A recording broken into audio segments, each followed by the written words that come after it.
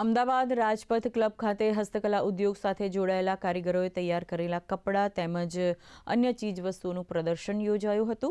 આ પ્રદર્શનમાં ગુજરાતના 28 અને 12 અન્ય રાજ્યના મળીને કુલ 40 સ્ટોલ લગાવવામાં આવ્યા હતા.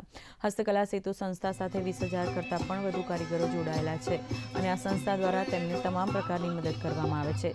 3 દિવસથી ચાલી રહેલા પ્રદર્શનનો રવિવારે છેલ્લો દિવસ હતો, ત્યારે છેલ્લા દિવસે કારીગરોએ ફેશન ડિઝાઇનર સાથે મળીને તૈયાર करेला वस्त्रों ने फैशन शो ना माध्यम थी रजू कर्या हता।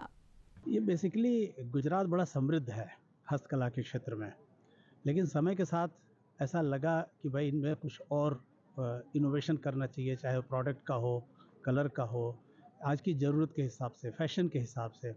तो इसके साथ जुड़ करके ये जो कुटीर उद्योग विभाग है गुजरात सरकार का, उनके साथ हमने कार्य किया और इनको रिवाइव करने के लिए कार्य किया और इसमें इनको मार्केट एक्सेस कराना, डिज़ाइन देना और ये एक एग्जीबिशन है ताकि इसमें आकर के और भी अपना व्यवसाय आगे बढ़ा सके।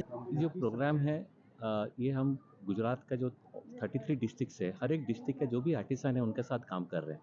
अभी हमारे पास 20,000 आर्टिसन जो विभिन्न कार्य में अभी अपनी काम कर रहे हैं, हम उनके साथ जुड़े हैं। हम उनको एनरोल करते हैं, उनके साथ प्रोग्राम करते हैं, उनको डोमेन बेस्ड ट्रेनिंग देते हैं, डिज़ाइनिंग में सपोर्ट करते हैं, मार्केट लिंकेज में सपोर्ट करते हैं।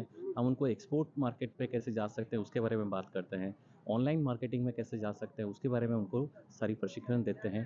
सोशल सिक्योरिटी से लेके गवर्नमेंट का जितनी भी स्कीम्स का बेनिफिट कैसे उनके पास पहुंच सकता है उसके साथ हम लोग काम करते हैं।